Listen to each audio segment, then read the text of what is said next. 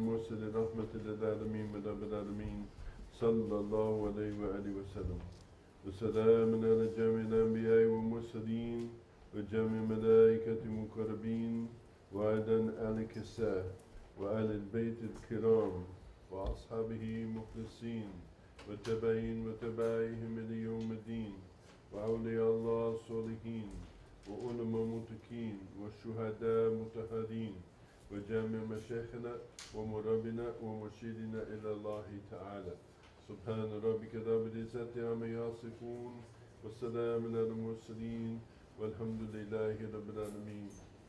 اللهم اشرح لي صدري ويسر لي أمري واحلل عقدة من لساني يفقهوا قولي وأما بعد. Alhamdulillah, yesterday we reached to the point where we were going to discuss who, but I realized that before we get to who, we have to understand Fatimah az-Zahra, alayha salam, that you cannot understand who until you understand her. Okay? So, you will permit me a brief, or not so brief, digression. But first, I would like to read you the following for your understanding. When we talk about who, perforce we are going to speak about the teacher, because the teacher is who? Who is the teacher? And I want to read this following to you because I find it very inspiring in terms of thinking about the teacher.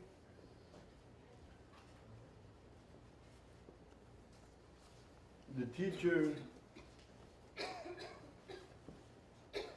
in a book about a teacher, it said,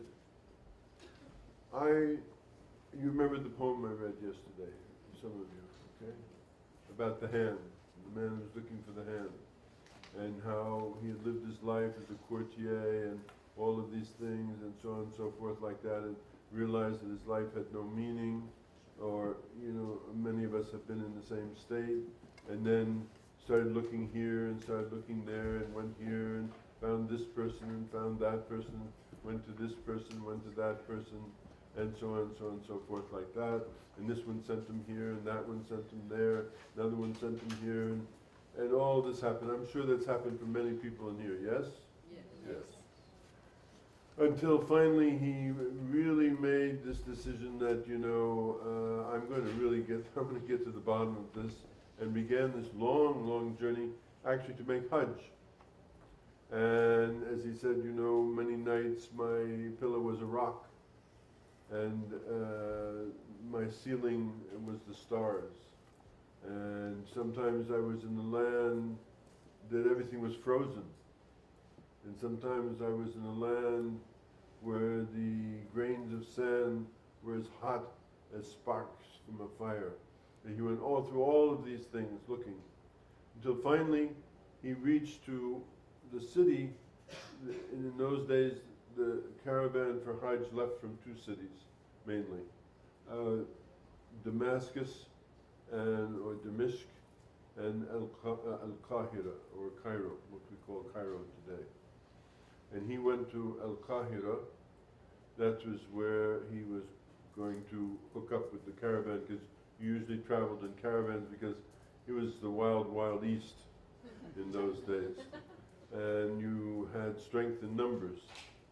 So he went there, and at that time was the time of the Fatimids when he went there. And he came to the city, and he describes it like, that angels came to meet him, and like this, he was so taken by what he saw and by, how it all came for him, that, he was completely carried away with it. And there he met, he saw his teacher, and he recognized his teacher. And upon recognizing his teacher, he had all these questions. He said, you know, I know you, but I'm not going to take this teaching unless you answer these questions for me, right? Which we all understand that part of it too, I think.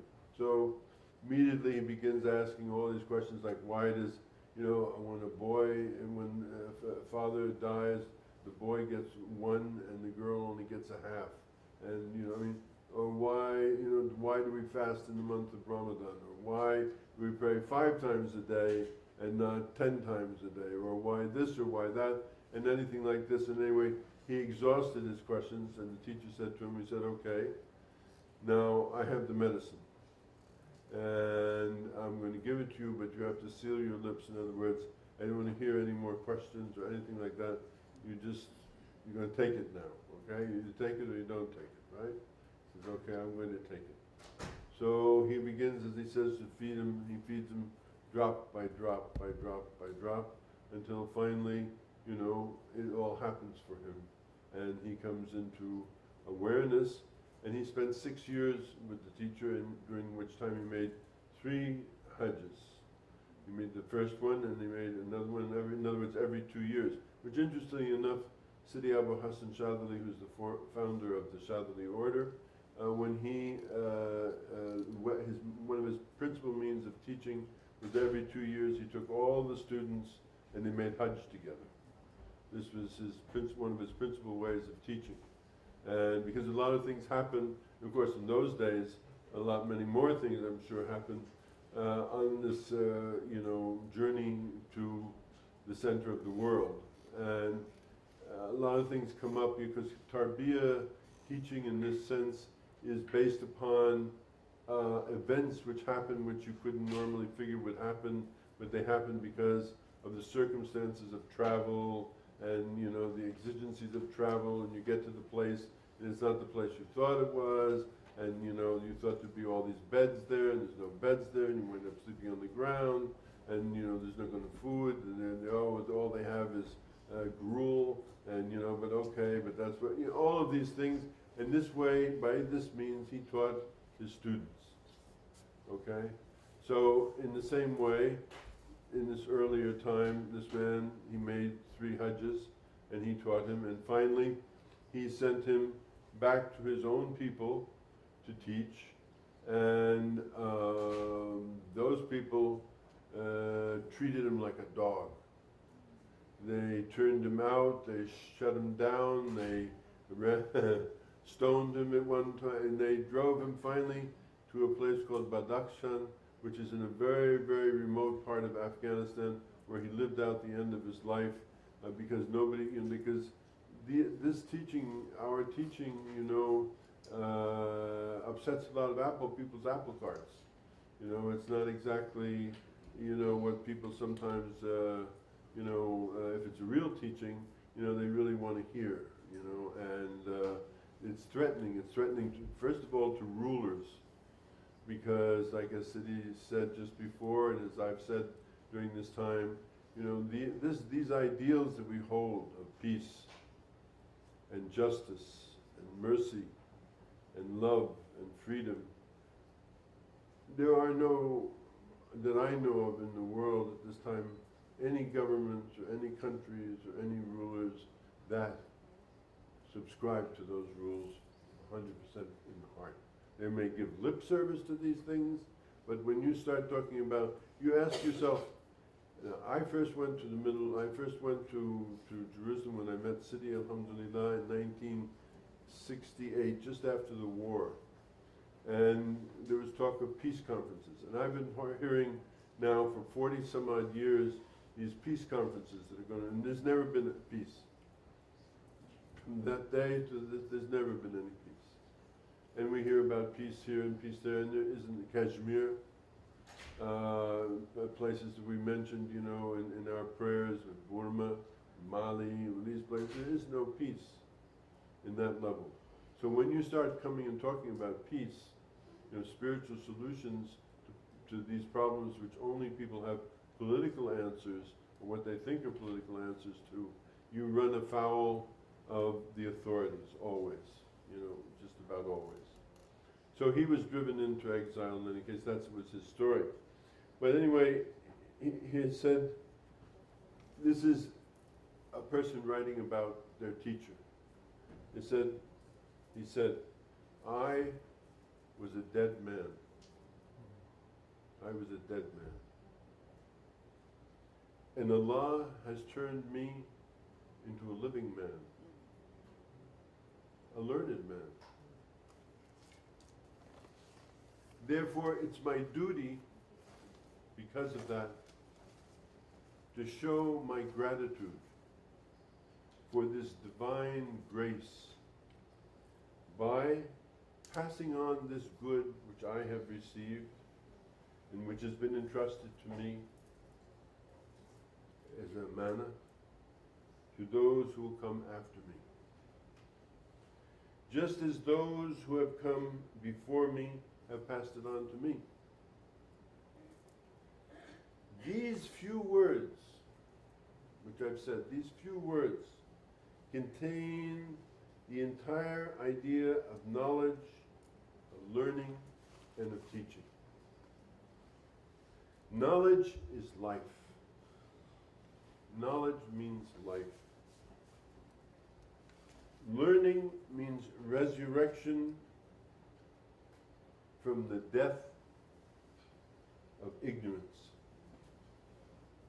Knowledge is a good that is entrusted by Allah to human beings who must not selfishly keep it for themselves. Must not selfishly keep it for themselves, but instead must pass it on. Learning and teaching are a divine mission. The human being who is spiritually resurrected through learning has the duty to bring his or her neighbor back to life as well. This is so important to understand. We've all been given this, but we have a responsibility to our neighbors, first of all, to our family, first of all, perhaps, to our neighbors, to all these people, to deliver in whatever way we can this message so that they too may be brought back to life. So with that in mind, in understanding who is not a dead end, because it spreads out. Somebody taught Sidi, and Sidi has taught many, many people as a result of Sidi Tilmansani and others before him teaching him. They gave him something, he's given you something, now you have something, and you have a responsibility, all of you have a responsibility, because this teaching has been entrusted to all of you, to whatever degree. Like as he says, I'm nothing, I'm like this between the fingers of Allah.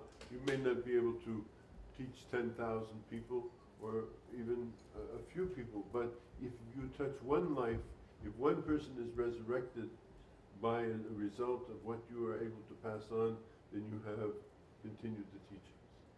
So I want to emphasize for you to understand this, that everything that you learn, there's a responsibility that is connected to it. That if you have been given life, give life to others. This is the thing, okay? So now, I explained in the last few days, who are we, in a certain sense. We call ourselves Sufi people. How do we get to be Sufi people? How does this happen? How are we not like just Muslim people? Or if we were just something else, we were like Sunnis or Shi'i or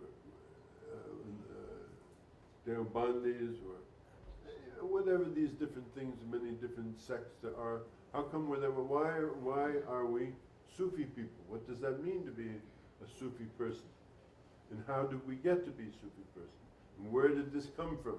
To understand, like as Sidi is taking you and he's saying, okay, here's Adam, and he's talking about Adam today, and he will inshallah talk about Nuh, and he will talk about Ibrahim, he will about Musa, he may talk something about Dawood, but he will definitely talk about Isa, and he will come to Muhammad. This is the realm of Nubuwah. This is the realm of revelation. These were the people who revealed the message of Allah to the human beings. What I'm trying to speak about or communicate with you is what happens when that's finished. The Prophet alayhi salam is Khatam al-Anbiya. He's the seal of the prophets. There is no prophet after him. What then? What then? So, as we say, when Allah closes one door, Allah opens another door. So, try to understand what is the door that is open after Nubuwah is complete.